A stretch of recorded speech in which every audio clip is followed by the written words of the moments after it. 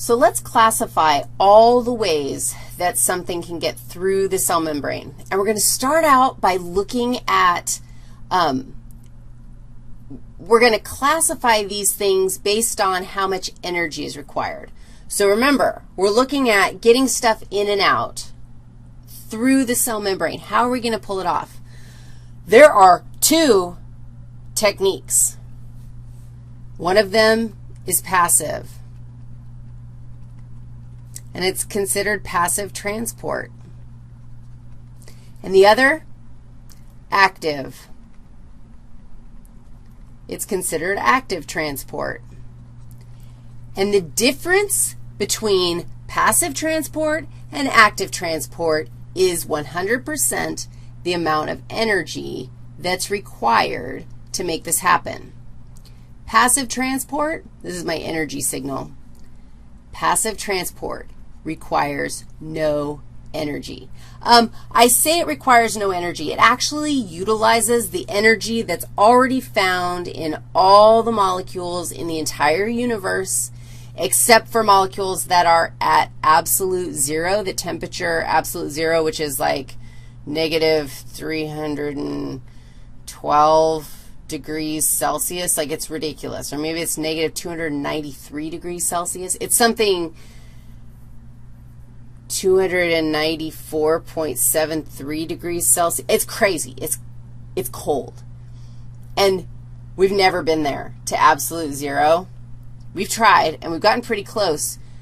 But we think that at absolute zero, all matter will stop moving, like all atoms will stop moving, and then they'll like collapse into each other and turn into a crazy protoplasm of neutrons or something like that, which that sounds terrible. Let's not do that. So assuming you do not go to absolute zero, passive transport relies just on the random kinetic energy that all molecules already have. Think about kinetic energy of molecules. This is drawing you back to your chemistry rock star days. You know that the more kinetic energy a molecule has, the more it's moving around, the higher the temperature of that substance. So temperature is actually a measure of the kinetic energy of the molecules. So they're all moving around. Passive transport just moves molecules based on that kinetic energy. Active transport actually requires an input of energy. And I'm just going to throw this out here. I'm going to do a little like signal. Often that energy in the cell comes in the form of ATP, or adenosine triphosphate. And you know all about adenosine triphosphate also from your general bio days. So passive transport, we really don't have to throw in any extra energy. So how does it happen? Passive transport happens through all of them. All of my examples of passive transport happen through the process of diffusion. And we have a couple of different flavors. So diffusion, let's define it. Oh, I think I had a picture for you. Diffusion is the movement of molecules from an area of high concentration to an area of low concentration. And I really do feel that was like the most amazing thing. No, I don't think that's my diffusion picture. Yeah, it is my diffusion picture. So ignore the semi-permeable membrane in the middle. Diffusion is the movement of molecules from a high concentration to a low concentration. The semi-permeable membrane in the middle is optional. Diffusion can happen through a semi-permeable membrane. But in order to think about diffusion, I just said we were talking about a high concentration to a low concentration, and let's take a second to define concentration. Concentration is nothing more than the number of particles in a solution given a certain volume of the solution. The particles are called solutes. And I call them particles because we're going to use, there's a couple of concentration units of concentration that are significant to us.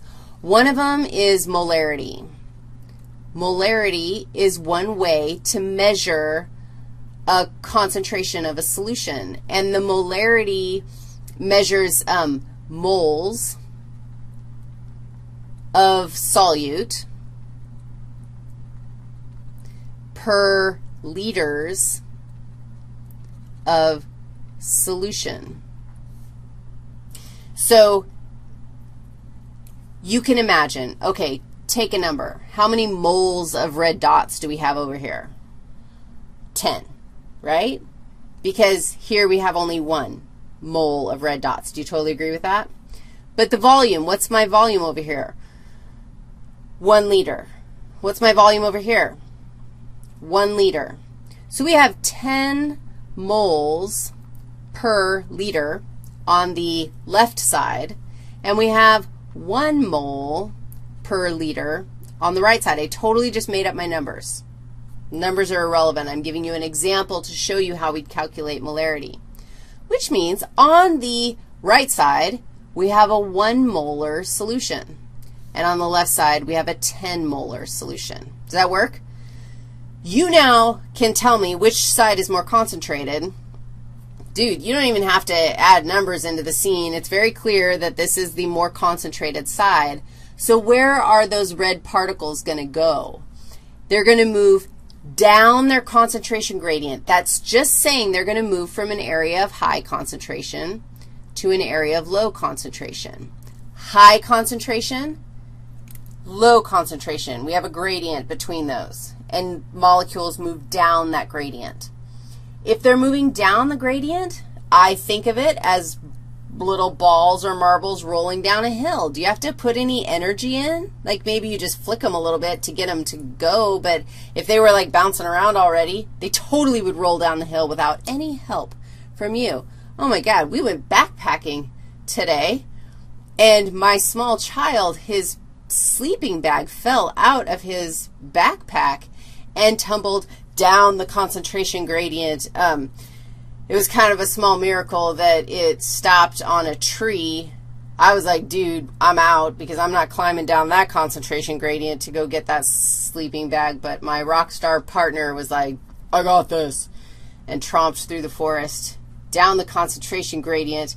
Doesn't take as much energy to go down the concentration gradient to get the seatbelt, the sleeping bag. But then he had to turn around and come back up. You can imagine. Is that going to take more energy? Absolutely.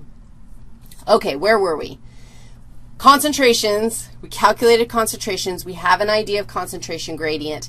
If things are moving down their concentration gradient, that is an example of diffusion. We have a couple of flavors of diffusion, you guys. We can have simple diffusion. Simple diffusion happens when molecules move directly through the cell membrane. Oxygen, carbon dioxide, those are the 2 best examples of substances that move directly through the cell membrane. It's fast, it's easy, you don't need any help. You also have still diffusion. You can have diffusion through a channel. And we're going to talk about channels in a little bit more detail in the next one. And you can also have diffusion through a carrier. And a carrier is just going to say, hey, you're still moving down your concentration gradient because it's diffusion. But a carrier is going to do that like Pac-Man work to help you get through the cell membrane. Both of these are examples of facilitated diffusion. They're requiring a protein helper to get through the cell membrane. Simple diffusion, dude, we can go through the cell membrane. Nobody's holding my hand. Nobody's helping me. Facilitated diffusion, I need some help. I can't get through unless I have my own special tunnel to go through, or I have a little Pac-Man guy who's going to actually let me through. And we'll talk about channels and carriers. We're going to talk about both of those in the next section. Now, active transport, maybe I should write this down. Diffusion, goes down the concentration gradient. Active transport goes against the concentration gradient, which is why it requires energy. So we have to put energy in. It always requires a carrier. And we can have primary active transport or, secondary active transport. And I have an entire section on active transport because the difference between primary and secondary active transport gets kind of crazy. Active transport also includes something called vesicular transport, and that is endocytosis or exocytosis. Those processes, and we'll talk about those as well, they both also require energy. They're not carrier-based. These guys right here, I'm going to circle all my friends that require carriers. Those guys require proteins of some sort to get through because a channel isn't considered a carrier. Carriers are only open to the extracellular fluid or the intracellular fluid one at a time. All right. So I think the next thing we're talking about is channels. Oh, I'm so excited. Okay, I'll be right back to talk about channels.